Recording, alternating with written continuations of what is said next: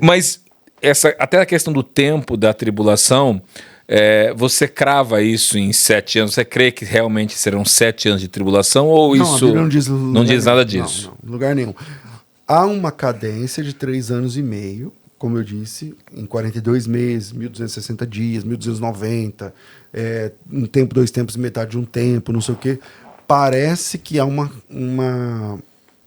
algumas referências, tanto em Daniel quanto em Apocalipse, que joga para 3 anos e meio. Tá. Mas 7 anos... O pessoal dos 7 anos é porque eles entendem que a profecia das 70 semanas de Daniel falta uma. Mas é só isso. Mas aí dizem que parou o tempo, né? E aí volta a contar depois na volta de... Né? Quando Cristo vem à Terra... Parece que é uma profecia que ela para e volta a funcionar. Mas não há evidências nem na profecia disso. E também não há uma menção no texto escatológico lá de Apocalipse sobre essas 70 semanas sendo a última. Não mostra. Então é uma questão mais especulativa, mais interpretativa mesmo, que entende que vai ter 7 anos. Mas não tem um texto bíblico que diga que a grande tribulação dure 7 anos ou coisa parecida. Se a gente olhar, inclusive, o que vai acontecer com o mundo, aguentar 7 anos já vai ser muito difícil.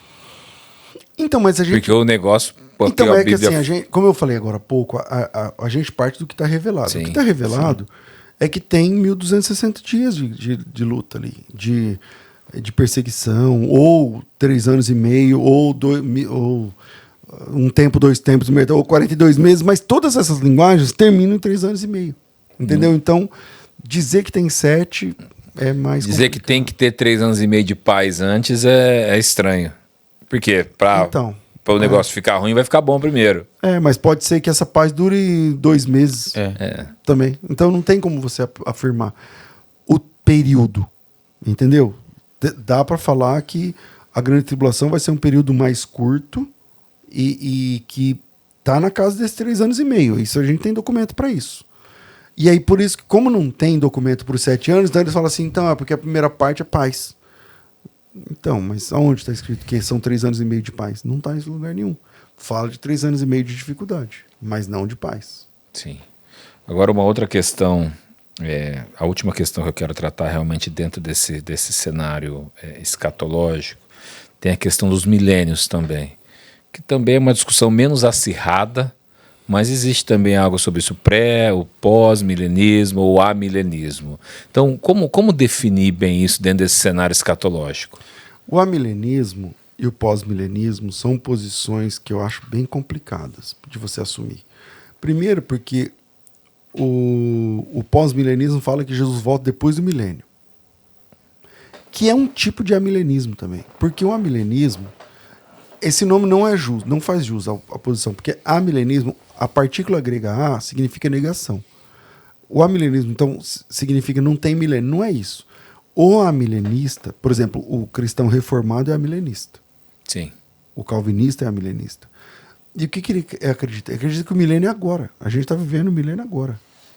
Só que quando você vai para o texto do milênio, não bate, porque no milênio a primeira informação é que Satanás vai ser preso. Primeira informação que o Satanás vai ser preso. Se o diabo está preso agora, imagina ele solto. Entendeu? Então que prisão da bexiga é essa que o Satanás está preso e agindo, então? É tipo a prisão do pessoal do PCC. O cara fica preso, mas de lá ele manda tudo. Tá arquitetando tudo. Então, tá com o celularzinho lá. Exatamente. Então é uma prisão que não vale para mim. O amilenismo é uma conta que não fecha para mim no texto. O texto fala que... Então, primeiro, o milênio começa depois da volta de Cristo, depois do Armagedon. Quando você lê o capítulo 19, tem a volta de Jesus.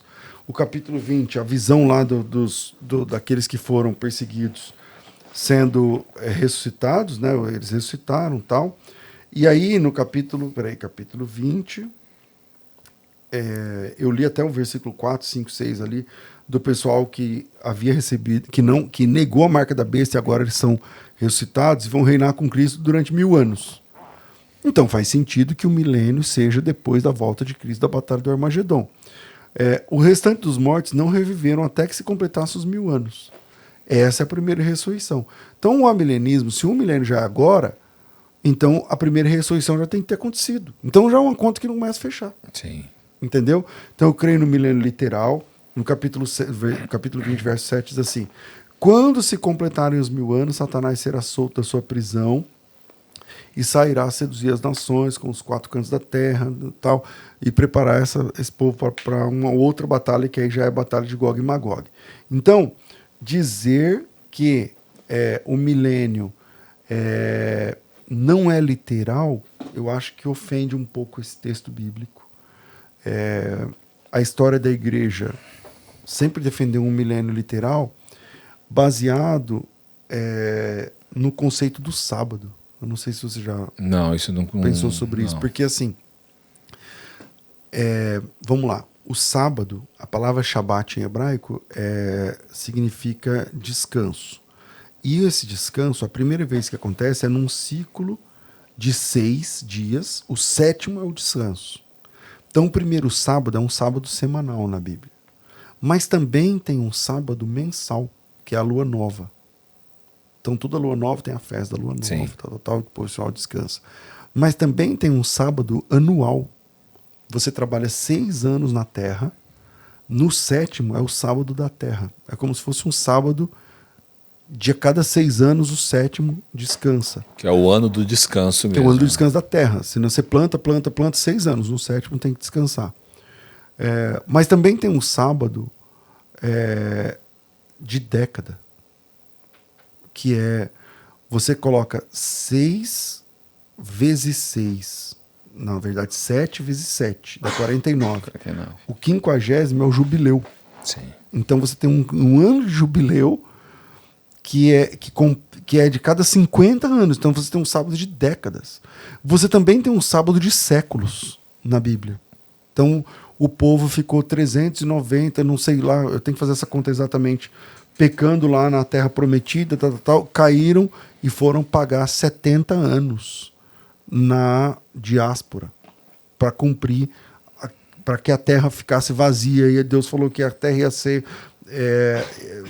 ia ter uivos e lobos e não sei o que e tal. Sim. O único sábado que não tem ainda é o sábado de milênio.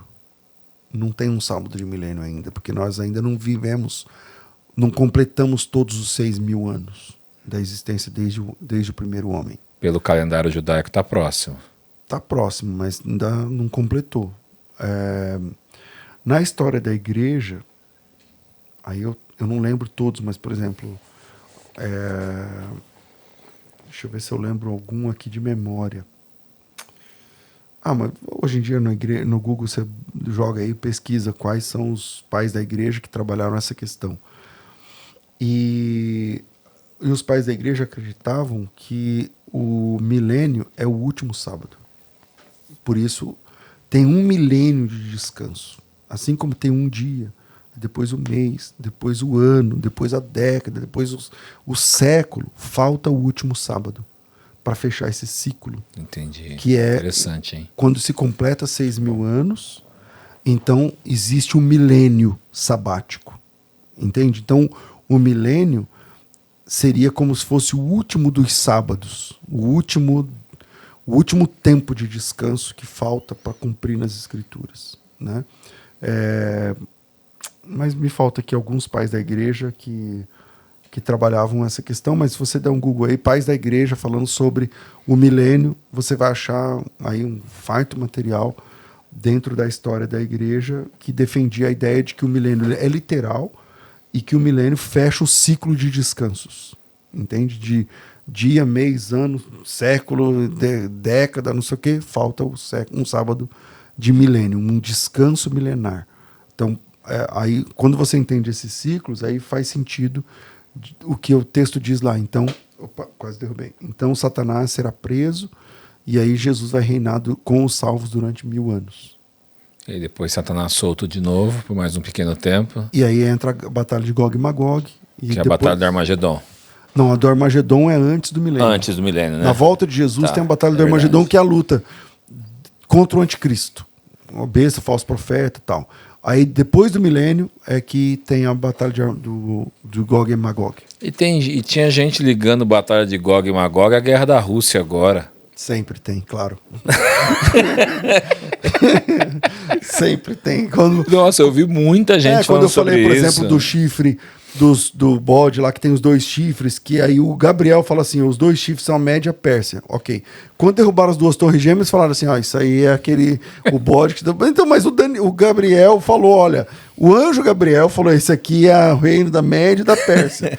Não adianta, os caras falaram, isso aí é as 2 torres gêmeas. Tá? Então, sempre tem muita especulação, não tem esse escatológico. E a gente vem para um pós-milenista também que defende a ideia do milênio ter sido na Idade Média, na época do reino da Igreja Católica, que houve certa paz no mundo. Cara, se aquilo ali é tipificado como a paz do milênio, bicho, eu quero estar longe, porque eu não sei se você sabe, tem papas na história da igreja que eram verdadeiros demônios. Eram perseguidores de cristãos. Eram. Alguns papas... Dá um Google aí quem quiser falar história dos piores papas. Tem papas da Igreja Católica que quando escurecia, as mães trancavam as crianças dentro de casa porque estupravam as crianças, entendeu? Tinham papas que eram verdadeiros demônios, né? Então dizer que isso aí é o período milenar que a igreja as ferramentas de tortura que havia naquela época. Não combina com essa história, não. A história do milênio é Cristo reinando com os salvos. É um reino milenar de Cristo com os salvos.